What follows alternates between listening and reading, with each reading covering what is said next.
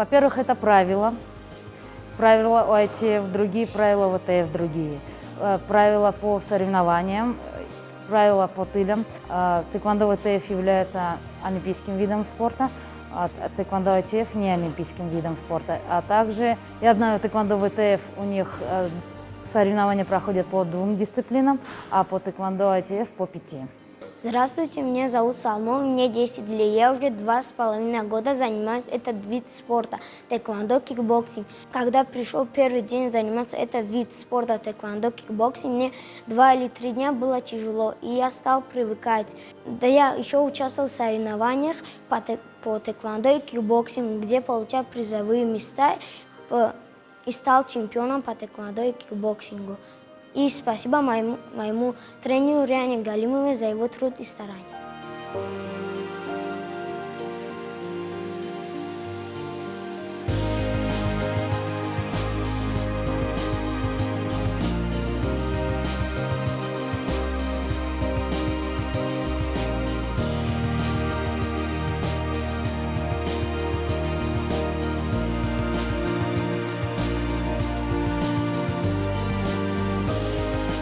Основные различия в наших федерациях тем, что в ITF, если идет работа рук и ног 50 на 50, то в тэквондо ВТФ 90% идет работа ногами.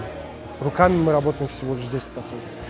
Также идет снаряжение, идет культура, манера проведения тренировок, так как они очень разные.